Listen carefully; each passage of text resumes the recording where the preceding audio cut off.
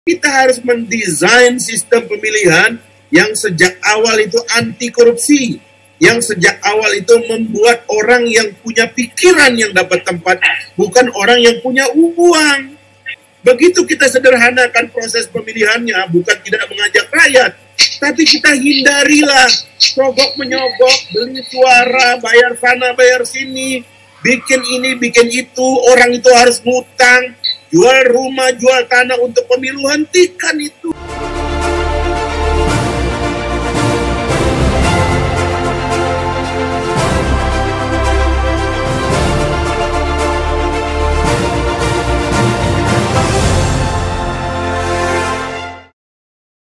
Pemimpin yang baik hati, tidak sombong, jagoan, lagi pula pintar, ya, seperti film Si Boy zaman dulu itu, tentu tidak ada.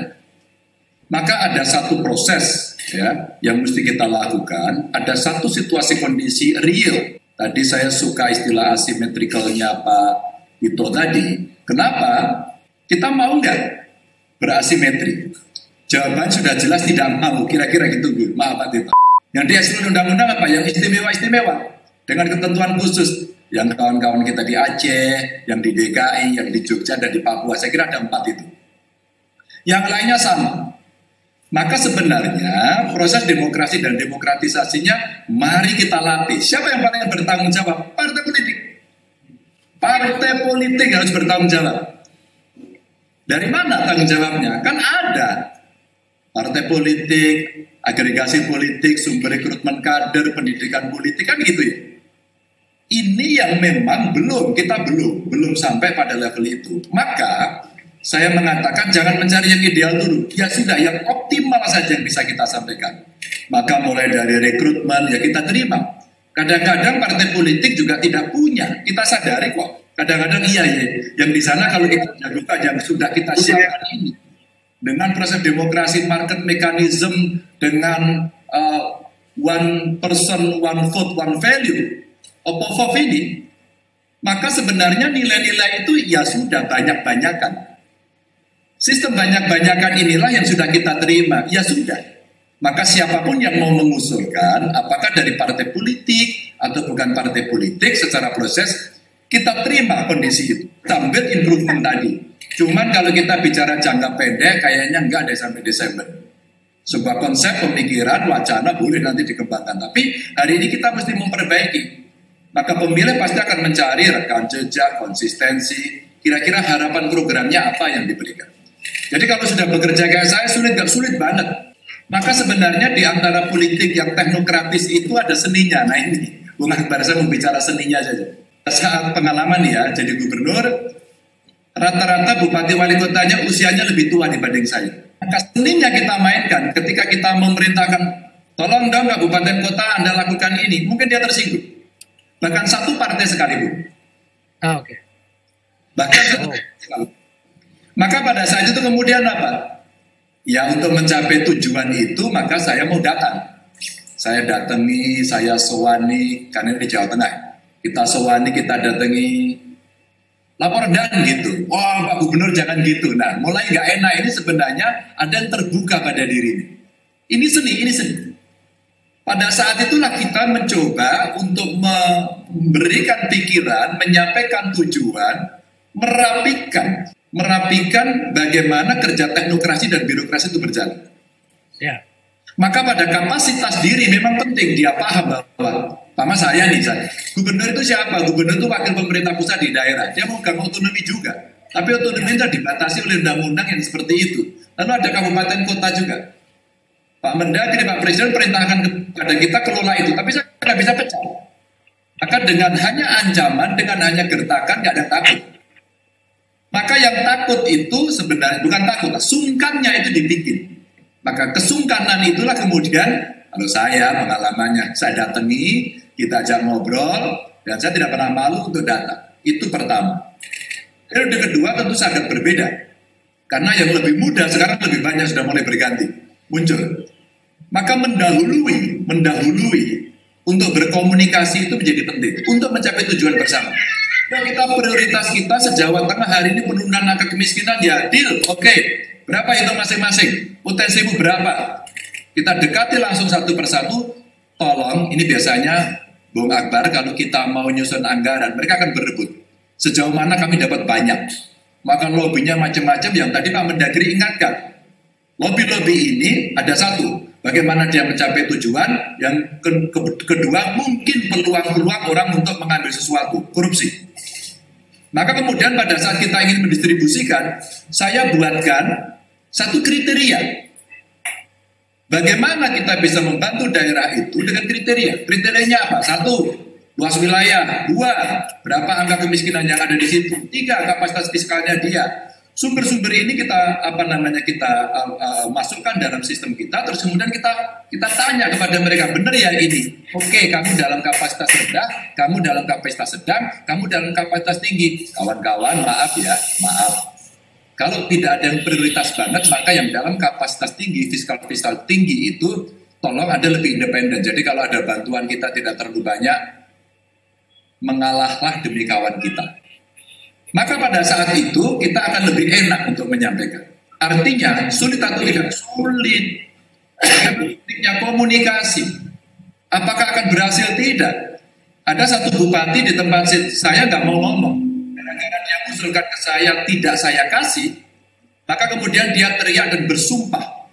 Seumur-umur saya tidak akan pernah minta bantuan pada gubernur.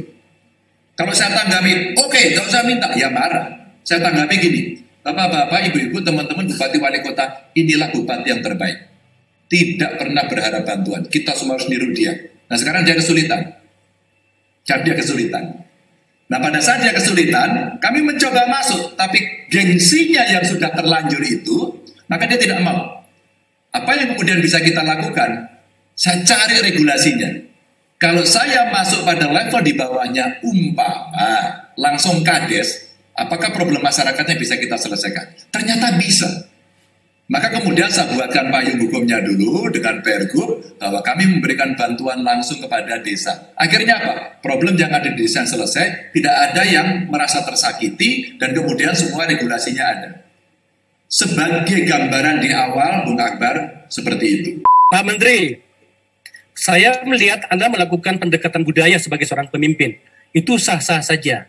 Pertanyaan saya, karena kita beberapa kali membuat undang-undang yang sama tentang profesionalisme di dalam memimpin, seberapa sulit Anda menerapkan pendekatan profesionalisme ya dalam berkoordinasi, mengarahkan dan semacamnya para pemimpin wilayah ini? Apakah akan bubar atau gimana? Pertanyaan ke saya nih Pak Barato ke Pak Mas Ganjar. Ke Pak Ganjar dulu Pak Menteri. Pak Ganjar dulu Pak Menteri.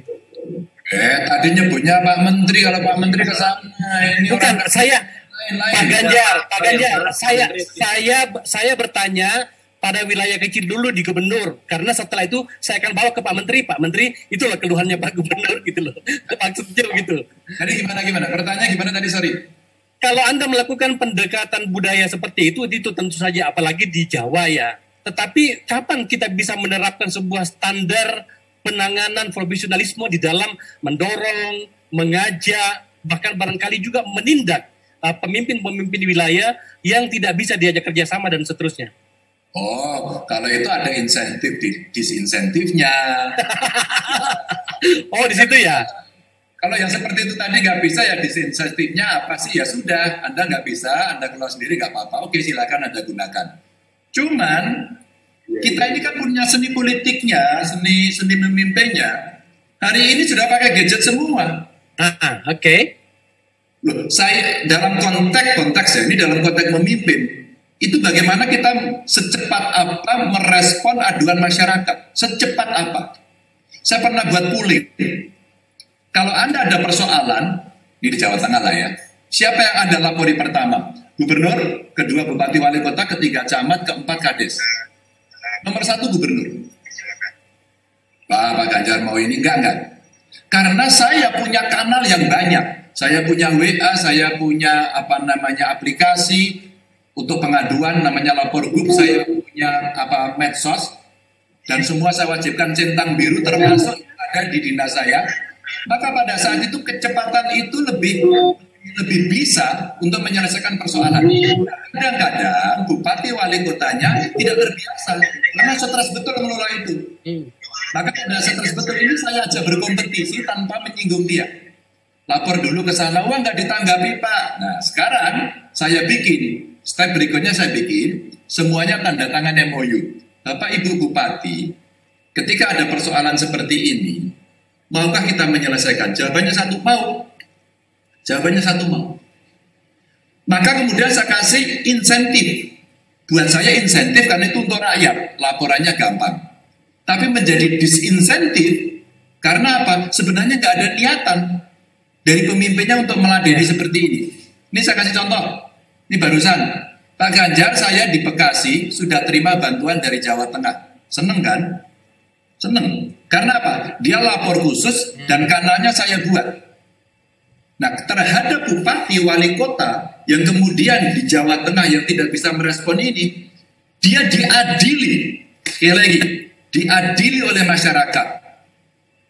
Sampean itu pripun, Pak? Gubernur aja jawab kok sampean tidak. Kompetisi ini kemudian mendorong mereka untuk naik. Maka pada tingkat itu, kompetensi mereka akan didorong oleh sistem karena kita memberdayakan masyarakat. Masyarakat saja gini.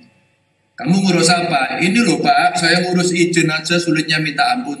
Tak datangi klarifikasi. Sulit Pak, dia nggak mau terima. Bawa temanmu agak banyak. Itu kan namanya demo. Ya iya, saya bilang gitu. Ya. Itu demo. Kenapa kemudian di demo? Agar ada clearance, ada klarifikasi. Ternyata pemimpin-pemimpin, banyak kepala daerah juga, kalau di demo itu ada takutnya juga. Maka takut itu adalah entry point masyarakat untuk bisa melakukan political pressure. Ya. Nah, tekanan inilah yang kemudian mendorong. Sebenarnya Mendagri punya rumus yang pernah diberikan kepada kita semuanya setiap setelah pilkada. Apa itu? Setiap setelah pilkada, mereka disekolahkan di Kalibata. Dididik di sana. Apalagi orang kayak saya gini nih. Dari partai, bukan apa birokrat, begitu kan. Kan mesti ngerti kerja teknokratisnya. Mesti ngerti. Seperti kerja kawan-kawan di ASN. Maka mereka didorong. Kan ada yang punya pikiran gini, Bung Akbar. Kalau saya jadi kepala daerah, seluruh APBD itu milik saya. Saya bilang, milik mbahmu kok gitu. Nggak bisa. Tidak bisa. Terus kemudian kita kelola, mau kita, ini perintah ke sana, ini ke sini, itu yang ke sana saya sekian persen. Oh, nggak bisa. Nggak bisa seperti itu. Maka mesti ngerti koridornya. Maka insentif, disinsentif itu menjadi penting. Saya sampaikan, teman-teman, bupati wali kota yang merespon dengan baik, inovasi baik. Ini Pak Mendagri, Pak Menpa itu sering banget buat lomba inovasi. Hari ini beliau lagi buat lomba inovasi itu ya Pak ya, new normal ya Pak ya. Itu antusiasmenya luar biasa. Maka mereka berkreasi. Saya sambut Pak Mendagri, Pak Menpa itu saya sambut. Bagaimana saya sambutnya? Teman-teman di kabupaten kota, di dinas-dinas setiap tahun Anda harus membuat masing-masing 2 inovasi. 2 inovasi aja. Nanti akan dikompetisikan di antara satu dengan yang lain. Nanti yang the best saya ikutkan lomba. Maka kenapa kemudian kita sering dapat terus itu karena apa? Mereka saya treatment untuk membuat inovasi terus. Ini loh, yang inilah yang mau dikomplain. Yang ini kamu buruk, yang ini tidak transparan, yang ini tidak akuntabel, yang ini temuan BPK, yang ini kemarin pada kena OTT. Pikir ayo semuanya bagaimana? Nah itu kemudian jadi inovasi dan ini yang mendorong mereka menjadi profesional. Tapi Bung Akbar kalau Anda minta standarnya sama ya nggak bisa. Nggak bisa, indeks-indeks tadi itu menjadi penting karena ini bukan yang stand alone, berdiri sendiri enggak. Ini ada sistem yang di bawahnya termasuk sistem sosialnya. Kalau kemudian di tempat itu, mohon maaf ini ya, mudah-mudahan tesis saya keliru. Kalau di tempat itu pilkadanya mahal, maka potensi korupsinya tinggi. Coba aja, nanti boleh dipraktekkan. Kira-kira begitu. Pasti. Ya, Pak Ganjar memberikan teknik cara dia mendorong kinerja para orang-orang yang dipimpinnya pada tingkat lokal. Pak Menteri, saya bawa pada tingkat yang lebih besar. Sedikit saja sebelum saya pindah ke narasumber yang sudah menunggu, yang lain. Bagaimana Pak Menteri mendorong hal yang sama agar kemudian pendekatan-pendekatan setidaknya seperti yang disampaikan Pak Ganjar tadi itu juga bisa dilakukan pada tingkat daerah yang lain. Meskipun saya tahu bahwa setiap daerah memiliki karakteristik masing-masing. Silakan Pak Menteri, sedikit saja. Ya, jadi saya kira Bung Akbar, saya sependapat dengan Mas Ganjar, prinsipnya adalah seni. seni memimpin.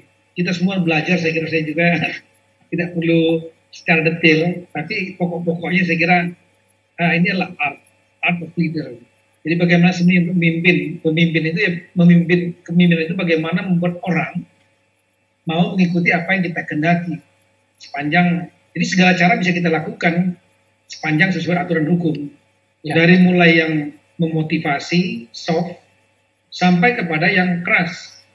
Nah, saya pernah memimpin organisasi besar, Polri, di mana organisasinya komando tunggal, kepemimpinan seorang Kapolri sangat powerful, bisa mengganti at any time. Kapolda, Kapolres, Kapolsek, dan lain-lain, itu pun memerlukan seni.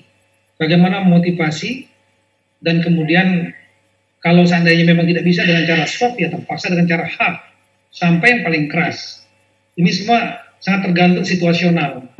Nah, dalam konteks birokrasi pemerintahan daerah, ini justru lebih kompleks karena adanya otonomi daerah. Mendagri tidak bisa sewenang-wenang seperti mengganti Kapolres atau Kapolda, mudah diganti. Tapi oleh karena itu, cara-cara soft lebih penting, cara-cara yang lebih menyentuh kepada kepala daerah sangat penting, karena kepala daerah dipilih oleh rakyat yang legitimasinya kuat. Sehingga ya yang saya lakukan otomatis bagaimana membangun hubungan baik. Apa yang bisa kita bantu, kita bantu. Yang bisa kita teman-teman kepala daerah keluhannya apa, upayakan bukan dengan cara pressure, tapi dengan cara untuk berkomunikasi, membangun komunikasi yang baik, dan setelah itu berusaha berempati kepada teman-teman kepala daerah. Ketika ada kepala daerah yang kurang efektif, yang ditandai dengan banyak komplain mungkin, kemudian laporan-laporan yang masuk, kita melakukan langkah-langkah soft pendekatan untuk sekali lagi mengajak kalau memang karena kemampuan yang kurang, ada balai, tadi disampaikan Mas Ganjar, ada balai pendidikan sumber daya manusia yang ada di beberapa daerah, termasuk di Kalibata. Ini dapat dimanfaatkan, ada regional, sehingga kemampuan birokrasi, karena tidak semua kepala daerah berasal dari birokrat. Banyak kepala daerah yang punya latar belakang yang tidak mengerti mengenai sistem pemerintahan, birokrasi. Nah, ini diberikan kemampuan-kemampuan itu, termasuk teman-teman kepala desa. Kepala desa juga latar belakangnya beda-beda. Padahal dia harus memimpin administrasi pemerintahan yang skala kecil. Kita berikan pelatihan-pelatihan. Kemudian sentuhan-sentuhan kita lakukan sambil juga kombinasi dengan hard. Kalau memang perlu teguran. Kalau perlu dengan sanksi. Ya. Tapi sekali lagi, sanksi berat adalah the last resort, upaya-upaya terakhir. Nah, kita juga mengharapkan munculnya pilkada itu memunculkan para pemimpin yang baik. Otomatis sistem yang harus kita perbaiki. Tadi saya ingin satu saja, itu hanya ide saya saja mengenai masalah asimetris, dan saya lihat paralel dengan hasil penelitian LIPI. 2 kali LIPI melakukan penelitian. Saya sudah membaca, tapi semua diserahkan kepada rakyat. Kita tahu bahwa ide pilkada asimetris ini pernah dilakukan, tapi kemudian di tahun 2014 dianulir, dikeluar perpu yang kemudian dilakukan lagi dengan simetris, kecuali daerah-daerah istimewa khusus. Nah, saya kira semua saya serahkan nanti pada bapak-bapak ibu dan juga teman-teman di DPR menentukan sistem yang terbaik, apapun yang dipilih.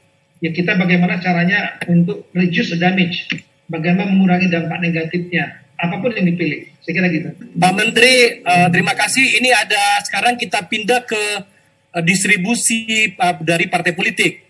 Ada 2 partai politik di sini, P3, Pak Arsul dengan Pak Fahri Hamzah. Saya mulai dari partai politik yang sudah hadir sebelumnya. Pak Sekjen, kenapa begitu sulit partai politik menawarkan kandidat yang cukup untuk menjawab kerinduan masyarakat pada pemimpin yang sebenar-benarnya? Silakan Pak Sekjen, Pak Arsul Sani. Baik, saya pindah ke Pak Fahri Hamzah dulu. Pak Fahri Hamzah sudah standby. Pak Fahri Hamzah, sebagai partai politik, bagaimana menurut Anda sebagai partai politik yang baru nih, selamat untuk Gelora ya, sudah resmi hadir dan akan mengikuti proses-proses politik di negara ini. Saya pengen tahu, menurut Anda sebagai mantan pimpinan lembaga negara, pimpinan DPR, 3 periode sebagai anggota DPR, paling paham tentunya bagaimana problematika partai politik di dalam menawarkan kandidat bagi masyarakat kita melalui mekanisme pemilu. Saya mau tanya dulu, apa pemahaman Anda tentang para pemimpin wilayah sekarang ini, dan kenapa begitu sulit partai politik menawarkan kandidat yang layak untuk masyarakat kita, membawa masyarakat kita pada kehidupan yang lebih baik pada tingkat wilayah tentu saja. Silakan Pak Bari. Baik, terima kasih. Assalamualaikum.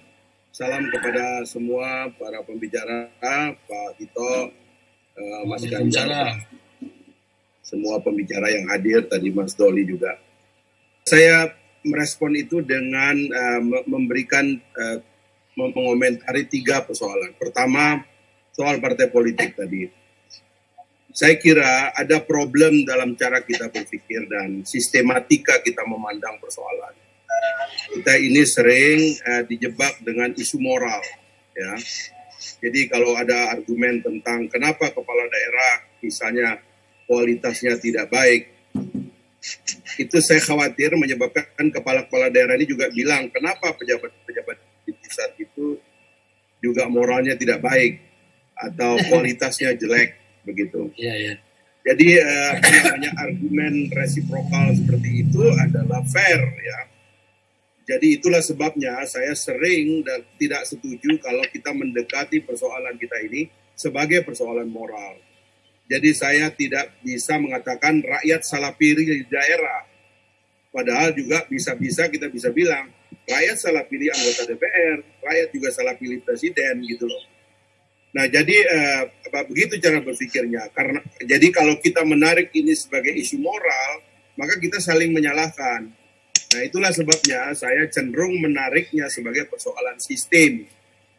Terkait tadi pertanyaan Bung Akbar soal partai politik misalnya. Saya kira sekarang ini kita dalam kebuntuan memandang masa depan partai politik dan kontribusi partai politik pada hari ini gitu. Bahkan kita seperti tidak lagi melihat ada titik cahaya terang yang dibawa oleh partai politik. Dan memang kelihatan partai politik itu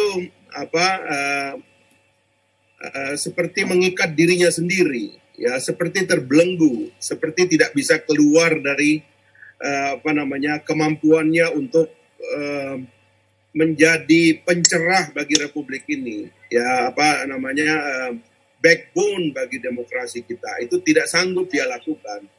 Nah, itulah lagi-lagi yang kita mesti baca. Kenapa partai politik terjebak dalam situasi seperti itu, yang menyebabkan kita kemudian bangkit untuk memperkuat dan membantu partai politik, ya, sebab kita tidak punya cara lain.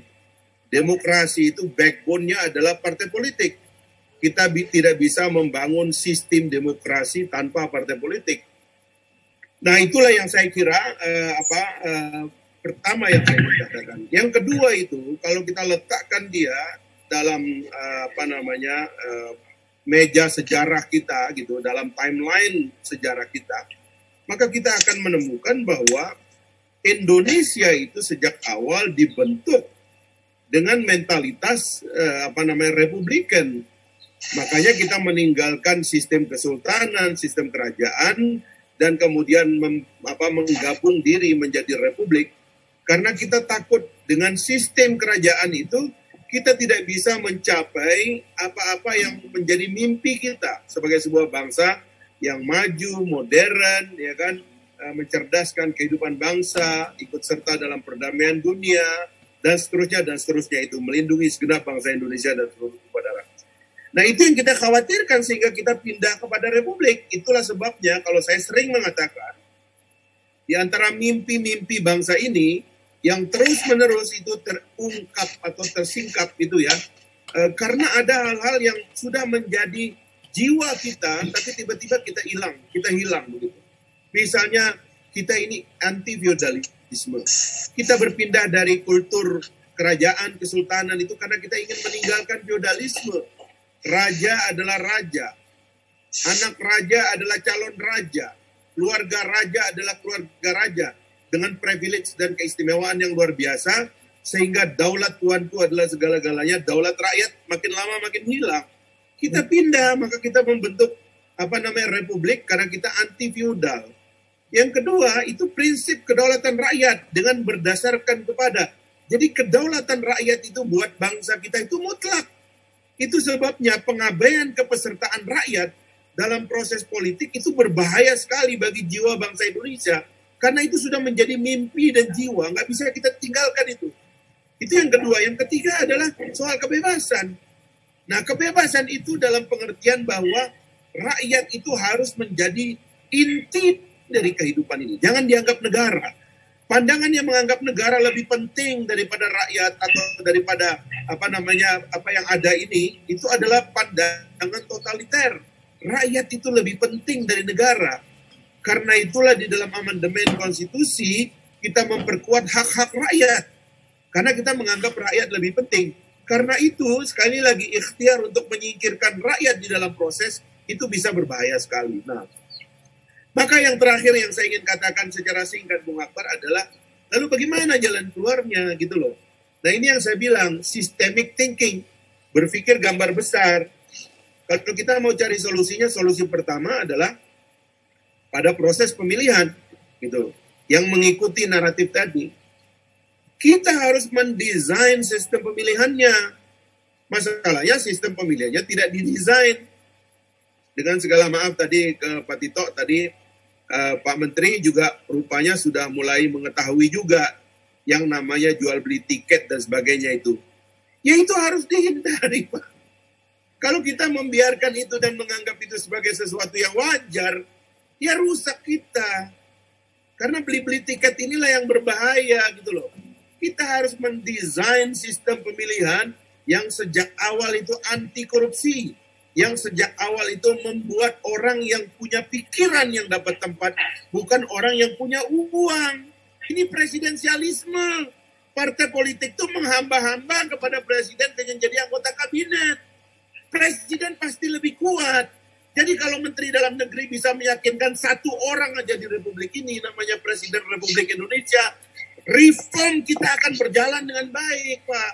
Selesai itu.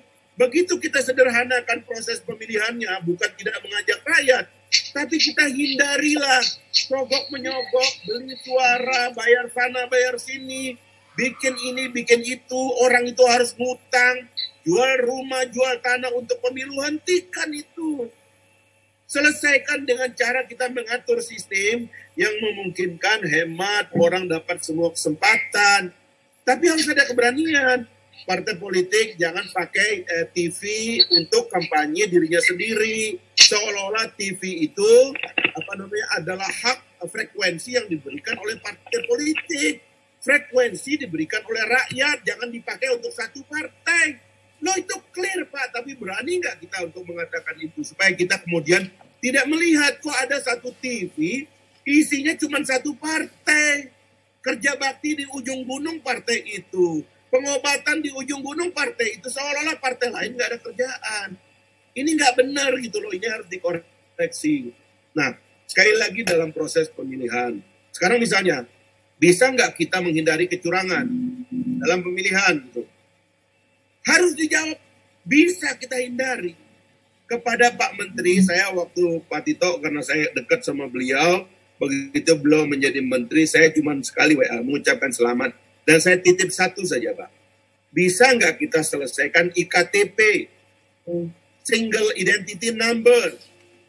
Digitalisasi Republik itu adanya di Dukcapil. Kalau kita sudah punya Single Identity Number, maka banyak sekali kecurangan yang bisa kita hindari.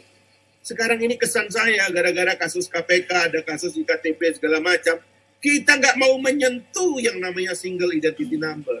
Umumkan bahwa setiap warga negara sekarang punya satu identitas. Ini yang menyebabkan nanti antara Dukcapil dengan KPU punya satu data. Ini enggak.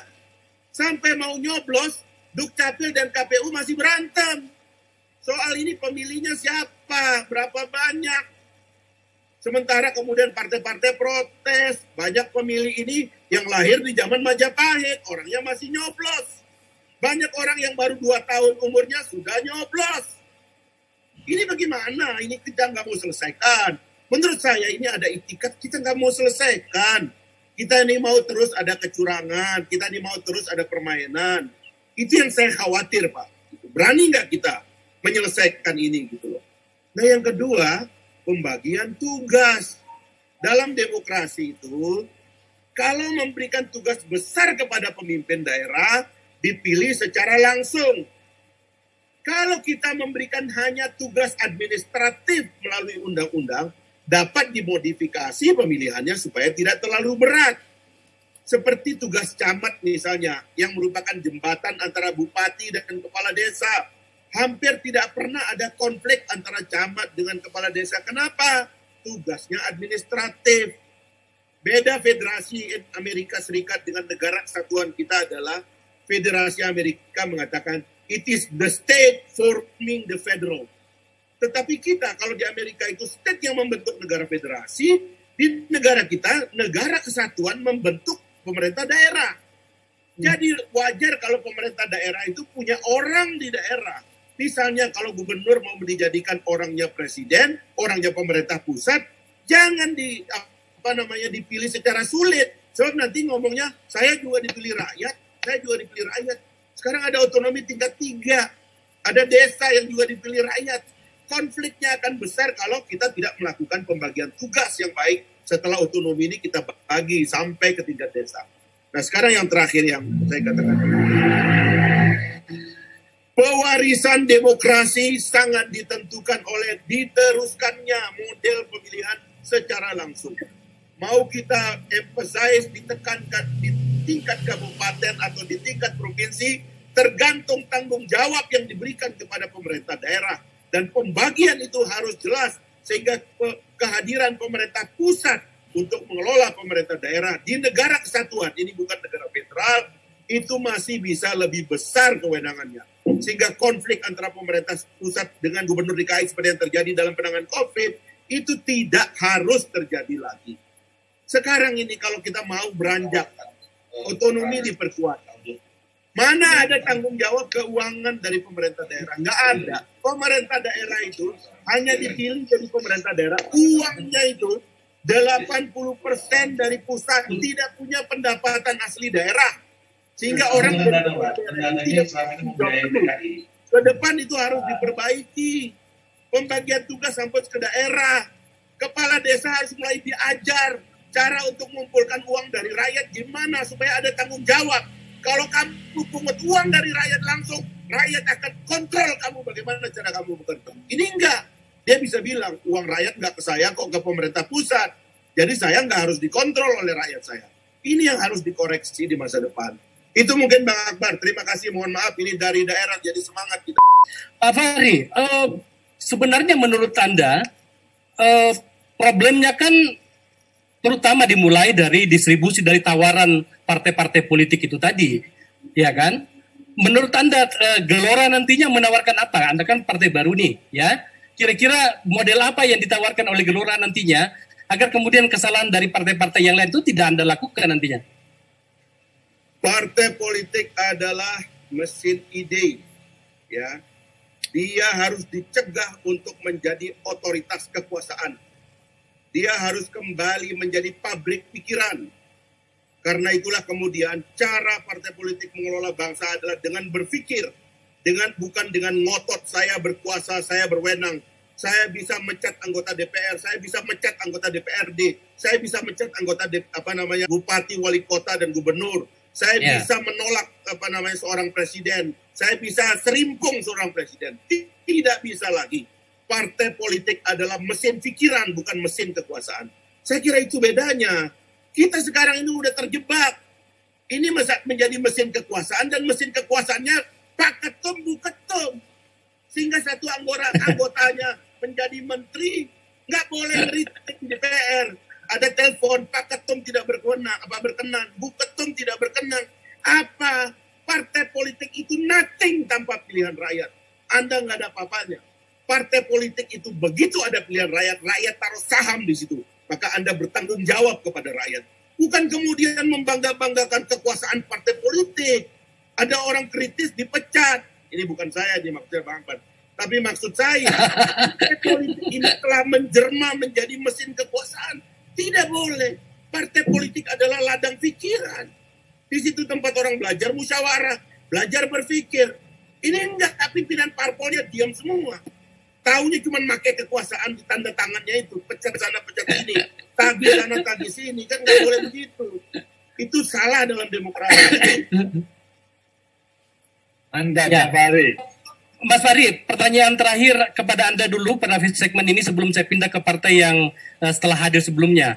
Anda layak untuk membuat sebuah penilaian pada kualifikasi dan kinerja kepala-kepala daerah sesuai dengan tema kita. Menurut Anda, pemilihan kepala daerah yang ada ini kira-kira menurut Anda dalam hal kinerja berada pada range angka berapa dalam hal 80, 90, 30? Anda layak, menurut saya, Anda layak untuk memberikan penilaian itu. Semua kepala daerah itu Silakan Pak Fahri. Semua kepala daerah adalah korban dari sistem. Saya kenal Mas Ganjar baik, ya, saya tahu aslinya dia. Itu aslinya belum keluar itu. Ya, karena problem dengan partai politik. Saya tahu banyak kepala daerah yang bagus-bagus, yang jago-jago. Ya, ini semua kita harus bebaskan bangsa ini dari tirani kekuasaan gelap yang tidak nampak. Marilah kita hadirkan pikiran yang sehat, berpikirlah yang harus kita sodorkan di tengah masyarakat. Jadi jangan kekuasaan terus. Akhirnya konflik ideologi, masalah tidak selesaikan, konfliknya yang diperkuat. Ini karena racun kekuasaan dalam diri kita. Kita ini berkuasa itu seperti hikmah dari Tuhan itu. Kan Tuhan tidak berkuasa dengan membunuh orang yang bersalah. Tuhan menawarkan hukum, harmoni di alam semesta. Kalau kita senyum, orang senang. Kalau kita marah, orang juga jadi terganggu. Itu hukum alam. Karena itulah sekali lagi partai politik itu harus dikembalikan sebagai pabrik pemikiran, ide dan orang-orang yang bersih jiwanya, besar hatinya. Itulah partai politik. Sekarang karena kita terjebak, akhirnya kita rusak. Apalagi itu gara-gara pemberantasan korupsi dan sebagainya itu yang akhirnya semua partai politiknya udah jadi rusak. Udah gitu partai politik tuh nerima nasibnya jadi rusak. Nggak mau diperbaiki. Menerima jadi korban. Iya. Kan nggak mau direform itu, DPR-nya nggak mau direform, undang-undangnya nggak mau direform, menghamba kepada situasi. Ini yang kami terus terang nggak usah kampanye di sini dulu Bang Akbar, tapi ini yang saya mau perjuangkan. Baik, Pak Fahri, Anda menjelaskan banyak hal perdebatan-perdebatan di ruang publik selama 15 tahun Anda di DPR ya.